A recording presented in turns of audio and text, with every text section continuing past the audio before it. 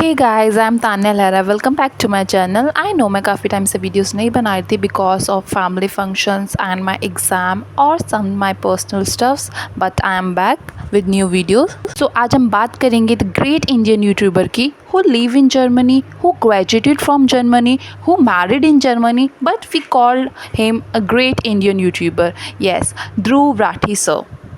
आई show some respect toward him. इनकी अच्छी photo लगा के सोचा एक ही इतने बड़े यूट्यूबर है, बट फिर मैंने देखा इन्होंने पीएम मोदी जी की इतनी बेकार फ़ोटोज़ एडिट लगा रखी है, तो ये कौन है? ये तो सिर्फ यूट्यूबर है। So here we go the manipulator and we call brain washer. But मुझे फिर डर भी लगा लगाते हुए, क्योंकि इनके इतने फॉलोइंग्स है, इनके सब्सक्राइबर्स आके मेरे को सुना सकते हैं। बट फिर मुझे याद आया हम तो डिक्टेटरशिप की गवर्नमेंट में रह रहे हैं, हमारी डेमोक्रेसी खतरे में है, बट फिर भी हम इतनी वीडियोस अगेंस्ट जाके बना लेते हैं और हम पे कोई एक्शंस नहीं लिया जाता।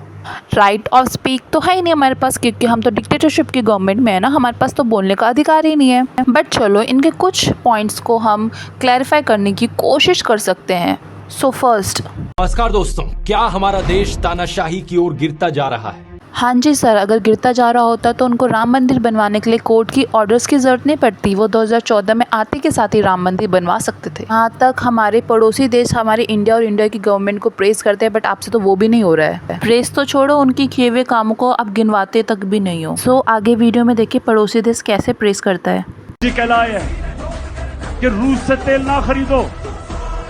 उसने आगे से कहा तुम कौन होते हो मैं कहने वाले, यूरोप खरीद रहा है तेल उनसे, हमारे लोगों की जरूरत है, हम खरीदेंगे।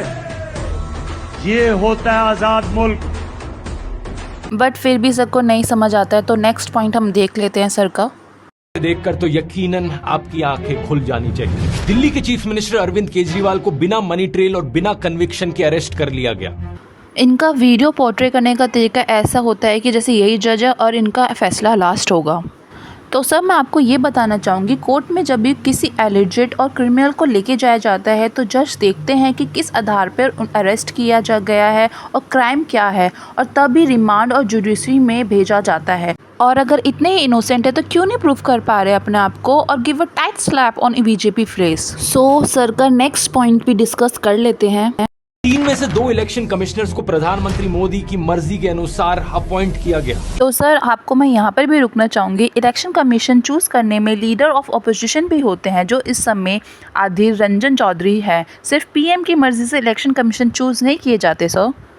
तो मिस्टर मैनिपुलेटर का नेक्स्ट पॉइंट भी डिस्कस कर लेते हैं। इलेक्टोरल बॉन्ड्स, इतिहास के सबसे बड़े घोटाले की खबरों को टीवी चैनलों से और अखबारों से गायब कर दिया गया। हाँ जी सर, गायब कर दिया गया। जब भी तो सारे न्यूज़ में इलेक्ट्रो बॉन्ड्स, और आपको भी बिना न्यूज़ के पता चल गया कि इलेक्ट्रो बॉन्ड्स का घोटाला किया गया है, या तो फिर आपको पर्सनली अरविंद सर ने बताया होगा कि अगर उनको घोटाला करना होता तो वो बॉन्ड्स लाते ही नहीं, क्यों? उनको पता होता कि फ्यूचर में वो खुद फंस सकते हैं। खैर छोड़ो, हम बोलेंगे तो विवाद हो जाएगा, तो आपका नेक्स्ट पॉइंट भी हम डिस्कस कर ही लेते हैं। देश की सबसे बड़ी ऑपोजिशन पार्टी कांग्रेस कह रही है कि उनके बैंक अकाउंट्स को फ्रीज किया जा चुका है, वो कैंपेन नहीं कर पा रहे।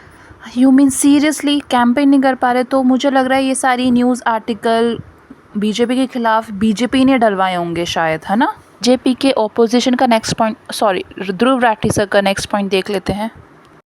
भाई तू सिर्फ मोदी सरकार के बारे में क्यों बोल रहा है? But what about Indira Gandhi dictatorship? वो भी तो डिक्टेटर थी, उनके डिक्टेटर वाली चीजों के बारे में क्यों नहीं बात करता? ये फिर से एक फालतू का आर्ग्यूमेंट है, इसे एक रेड हेरिंग फैलेसी कहा जाता है। क्या मैं जिंदा था? अरे सर ने तो खुद ही सच बोल दिया, ये फालतू का आर्गुमेंट नहीं है। जिंदा तो नहीं है, बट आप इंडिया में भी नहीं हो सर। बट हम कुछ भी बोल सकते हैं क्योंकि हम डिक्टेटरशिप की गवर्नमेंट में हैं। But the level of duplicity you have, मतलब दोगलापन जो आपके में है, वो तो सबको दिख ही रहा है। तो सर का वे ऑफ पोर्ट्रेटिंग बीजेपी और कांग्रेस भी देख लेते हैं।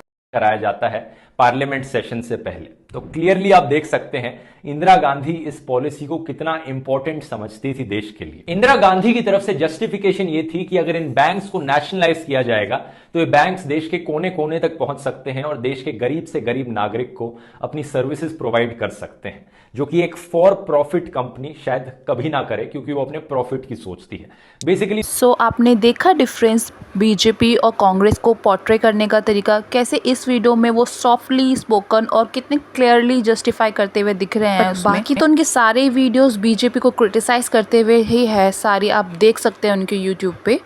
खैर वो अपनी खुद की वीडियोस में पहले जो बोलते हैं वो अभी जो बोलते हैं खुद फंस रखे हैं। बट वो तो ध्रुव राठी सर हैं, डिक्टेटरशिप की गवर्नमेंट में रहते हैं, उनको बोलने का राइट्स तो है नहीं।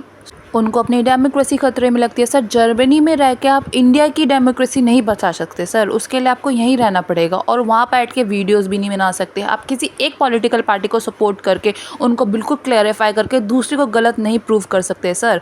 दुनिया अंधी नहीं है। बोलनी तो और भी बहुत चीज़ें हैं बट अनफॉर्चुनेटली मेरे को कोई स्क्रिप्ट नहीं मिलती, मुझे खुद सर्च करना पड़ता है। आई नो इस वीडियो के बाद मुझे बहुत नेगेटिव कमेंट आने वाले, but I always stand for right. Thank you so much इतनी पेशेंटली मेरी वीडियो देखने और सुनने के लिए। प्लीज़ लाइक शेयर और सब्सक्राइब माई चैनल।